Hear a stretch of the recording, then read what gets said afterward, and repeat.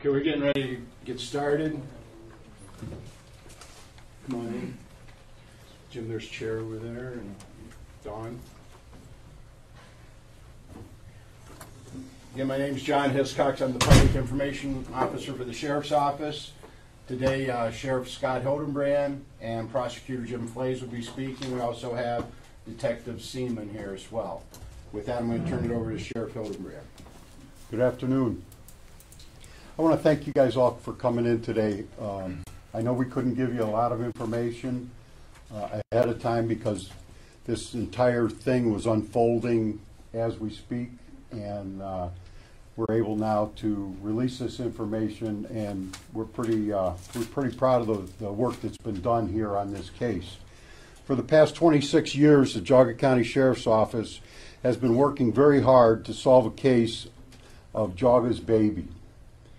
Today we announce that the case has been solved thanks to the hard work of the men and women of the Geauga County Sheriff's Office over the past 26 years, and the suspect is in custody.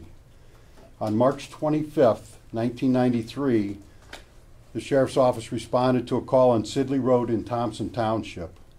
Reports were that there was a baby laying in the road, and some people even reported that it looked like a doll. The first deputy on the scene found a deceased newborn baby in the roadway. The body was partially dismembered by what appeared to be animals. Part of the umbilical cord was still attached. The baby boy was sent to the Geauga County Coroner's Office, where they confirmed that baby Doe had been born alive, but could not determine the cause of death. An exhaustive investigation began as soon as the baby was found and continues to this day.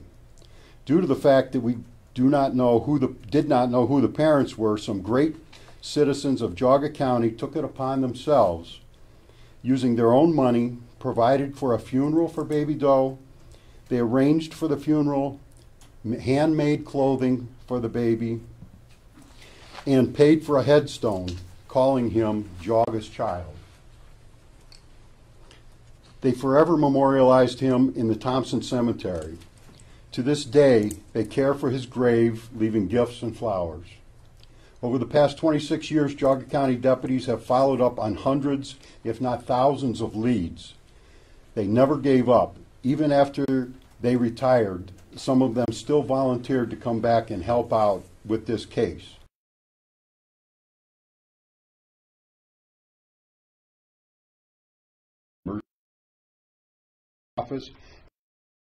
His office teamed up to explore this new technology.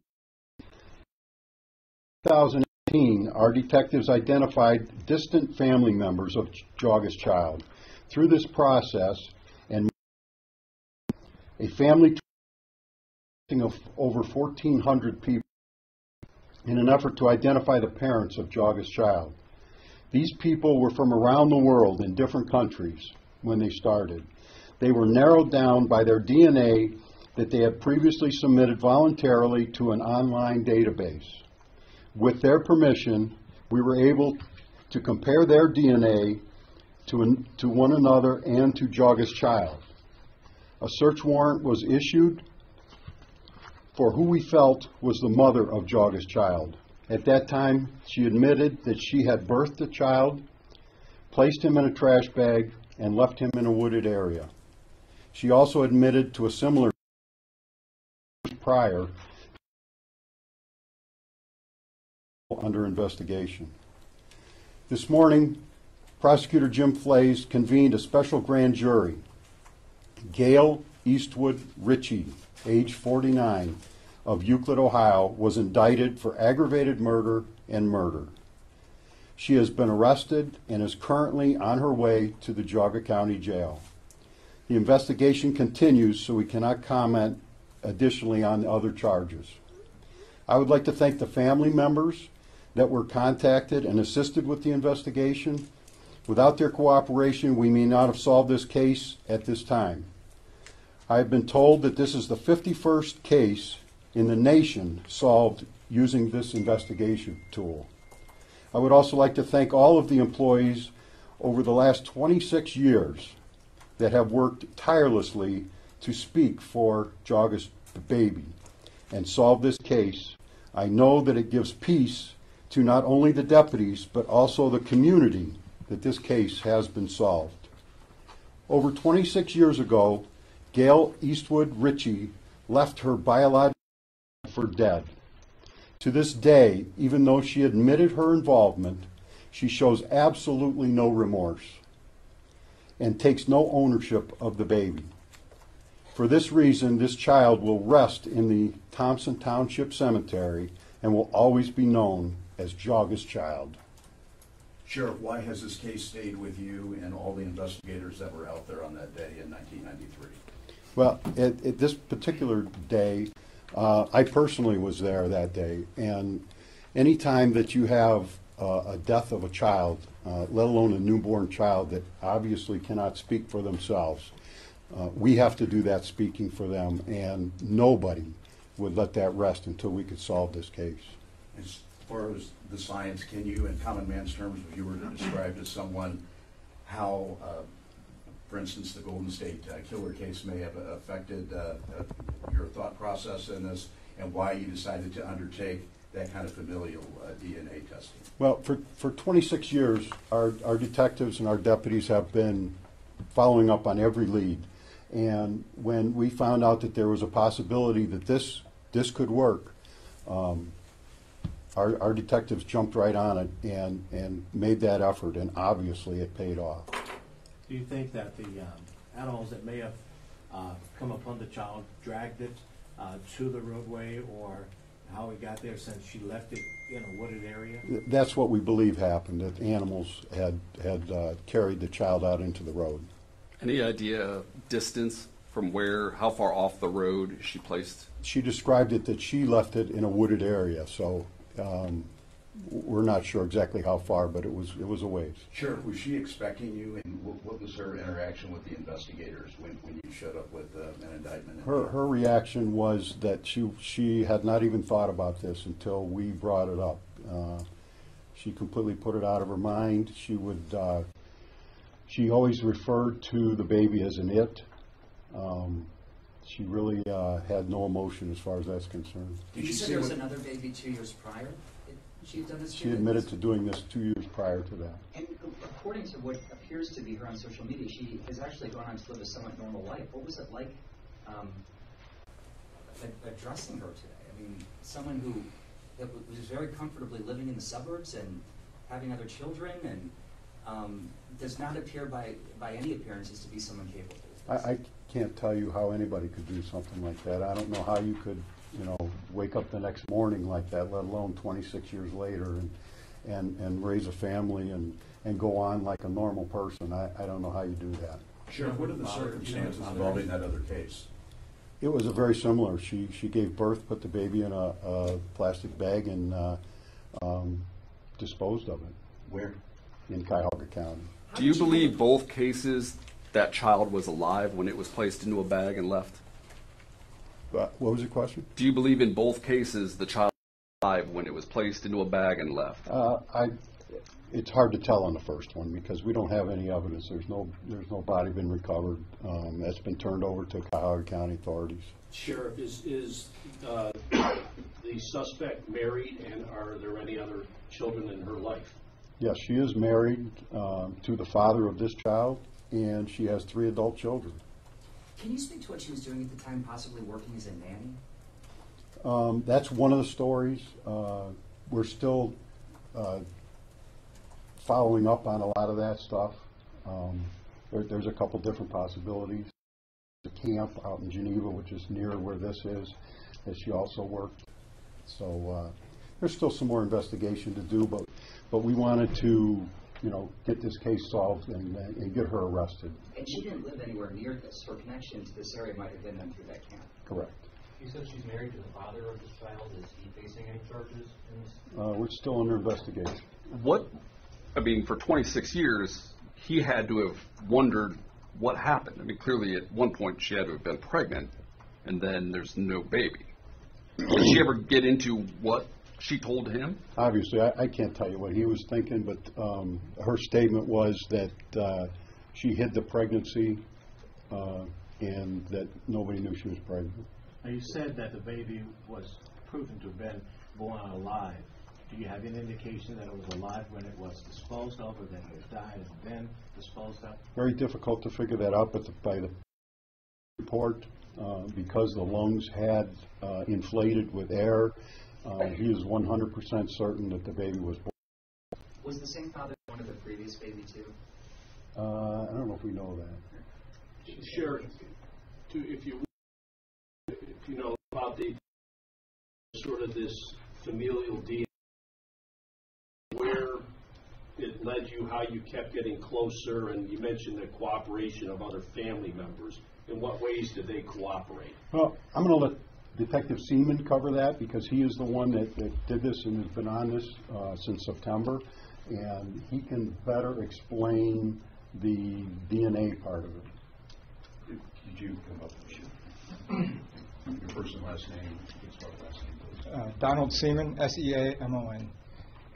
We would reach out to these family members that we identified in the family tree, and we would talk to them. They would confirm who their family members were, because we were putting together through open source network, like birth records, obituaries, and then we would either ask them if they would voluntarily submit to DNA, or they had already submitted their DNA to a private source, and we would ask them if they would be willing to put it into the public source, which is where we were able to put the baby.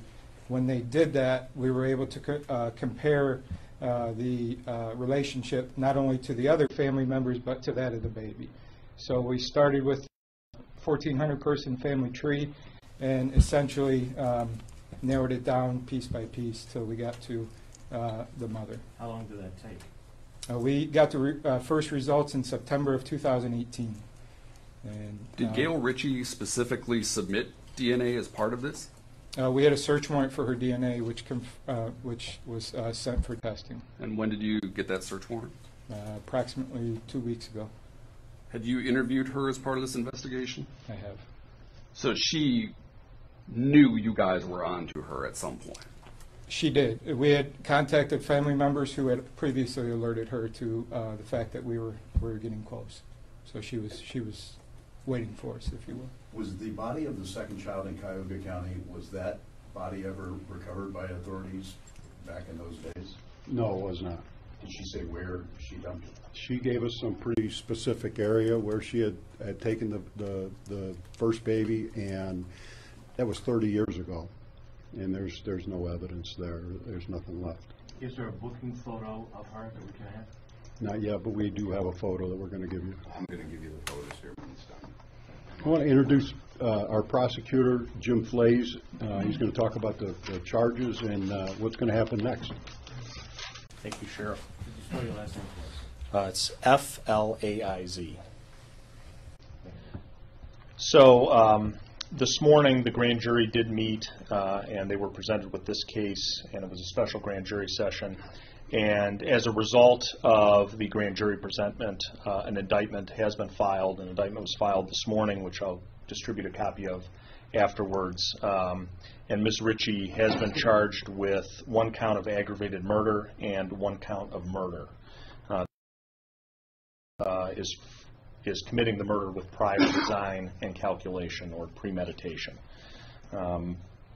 The indictment was sealed until she was arrested. She was arrested and brought to the jail early this afternoon. And at this point in time, from a legal process standpoint, she'll appear for a arraignment, possibly tomorrow, maybe Monday, before Judge Paschke in the Common Pleas Court. And that will be her initial appearance and likely arraignment in Common Pleas Court. This is a direct indictment from the grand jury. There wasn't an arrest and then a presentment to the grand jury. So because it's a direct indictment, it will be presented. She will appear directly in Common Pleas Court. Like I said, maybe tomorrow. If not tomorrow, definitely on Monday. Has a bond been set in the case? No. She will be held, because of the direct indictment, it will be an initial appearance in Common Pleas Court. So it's a little different than the normal procedure of appearing in municipal court. So she'll have to spend at least tonight in jail? Correct. Additionally, I did want to say, because I know the Sheriff's Office is pretty modest about their efforts in this case, And a lot of people focus on the DNA evidence in this case, which is significant. The DNA is an interesting story. There have not been a lot of cases nationally. I think you mentioned the Golden State Killer. This was the same technique used in that case that was employed in this case. But this isn't as simple as obtaining DNA and putting it into some database and just getting a name. This was literally hundreds and hundreds of hours by Detective Seaman and the personnel at the sheriff's office, a lot of search warrants, a lot of interviews that took them not only all across the United States, around the world. And so it's easy to say, well, we have this new DNA technology, and one of the things that we were talking about, and to put this in context, this is a couple years before the O.J. Simpson trial. So think of where DNA was in 1993 versus where DNA is now. And I really applaud the sheriff's office not only for employing this new technique, but also that just gives you investigative leads. It takes good old-fashioned detective work to follow those leads, interview potential suspects, and link potential family members with our area and with the area where the body was found. And so it's not just as simple as, well, these guys got some DNA and figured this case out. There was a lot of good old-fashioned police work involved here. Was this like a 23andMe sort of thing where it initially came out of, or? The 23andMe database and some of those people who send their DNA into that, they can elect to have it publicly available or not. So through the publicly available sources, the Detective Seaman was able to trace the initial trace was back to great grandparents that were born in the early 1800s. And so from using different family trees and that, the detectives were able to determine the family and then went through that process of obtaining additional DNA samples, some voluntary, some we obtained through search warrants once we obtained probable cause, and kind of went through constructing and narrowing down who the family members could be until they ultimately arrived at this defendant. And this wasn't great-great-grandparents had submitted DNA. It was somebody whose DNA went back to the great-great-grandparent level, right? Correct. Copy the indictment. Yes, I will hand that out at the end. Like your office, this happened 26 years ago. How often are you continuing to investigate, cold cases? Or is it the success of things like the Golden Gate, killer that, you guys take a look and say, hey, we got some DNA, why don't we take a look? Yeah, I would say that we are investigating cold cases every day. Anytime that we have some new information, new technology, fortunately evidence has been preserved well that we can go back and do testing that maybe wasn't available then. So all cases are cold, but they're always on our mind, and we know which ones they are. You said you've spoken with Ms. Ritchie, and that her demeanor was, I can't exactly remember your word, but nonchalant, basically. Can you expound on that just a little bit? I think that she was really uncaring. I mean, it didn't seem to bother her. She's been living with this for 30 years and has done this twice, apparently, and I don't think it really bothered her. Where did you arrest her? About an hour ago. No, but where? Was it at her home, at that place of work? No, it was In Cleveland. yeah, in Cleveland. Now, 26 years ago, this happened in a cold case, and I'm sure you've had a lot of folks who work for the department retired. What's it like calling those guys and letting them know to put closure on this? I mean, it's got to be, it's Well, there a were- double-edged sword, I guess. There was one sergeant that was the first one on the scene, and he was the first one I called to tell him, because even when he retired, he said this is one of the cases that really bothered him. And when we spoke yesterday, he was just so happy that it was solved before he died, is what he told me. Sergeant Zewar. Mm-hmm. And I got to tell you that this case has affected our community, our county, obviously more than her family. And this is evidence of that. This is the headstone, and they keep that up. This picture was taken this week. They maintain the flowers there. They maintain the gifts that they put down. And it's just great to live in Geauga County where everybody cares.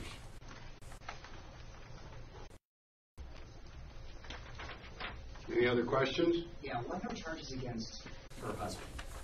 Still under investigation. Is there a possibility he could be charged?